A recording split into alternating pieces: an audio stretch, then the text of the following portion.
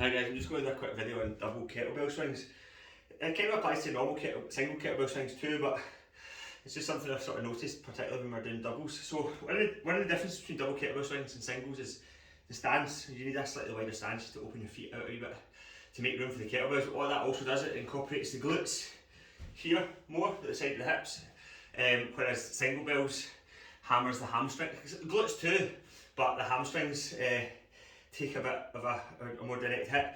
Equally, because you're going ideas to go a bit heavier, you should the glutes will probably activate sooner as well, particularly because you've got a slightly wider stance.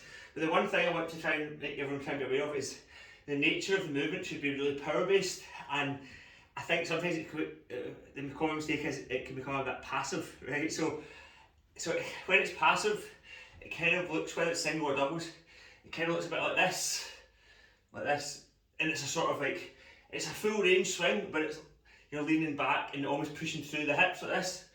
So that's like probably not, well, it isn't really correct form. It's quite a passive movement, and although it might look okay, like if you've got a flat back, for example, it might look okay. This sort of idea is not, it's not using the glutes fully. You're trying to, the reason people are doing this, I think, is because to create momentum to get the kettlebell out in front of you. If you're not utilising the range, getting the glutes, creating the movement within the range of movement we're looking for, to compensate for that, people try to increase the range of movement and swinging back the way in order to try and get the kettlebell, create more momentum. But you're trying to create the momentum within the correct range of movement.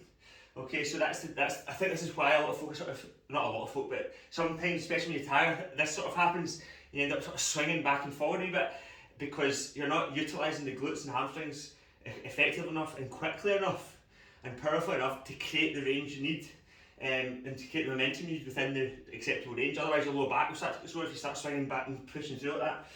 So the finish point is there. So you're driving through. So the whole idea is that the pelvis is here, obviously, right? The glutes, you squeeze them hard and the pelvis tucks up and nudges the kettlebell out in front of you. Okay, so it might seem like a sort of difference, but it's pretty significant. So I really wanted to concentrate on that when you're doing these. So we want a slightly wide stance.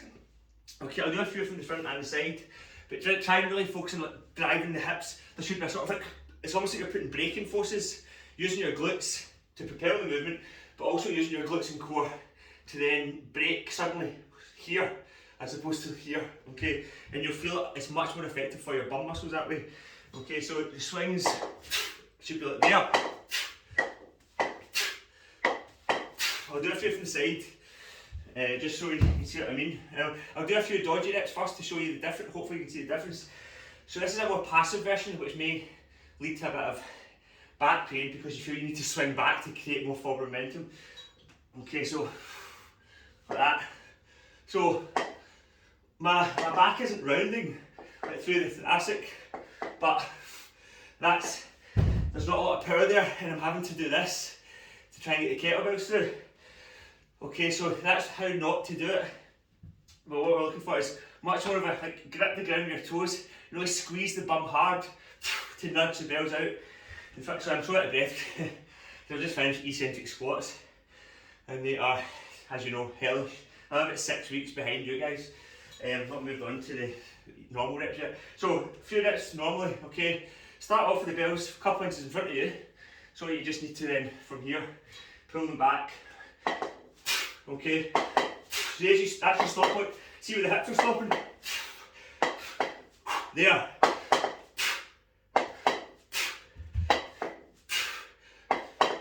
As opposed to much more swingy, a lot more movement through this lumbar spine, a lot less glute engagement and a lot less core engagement than the last bit. So that's the movement there.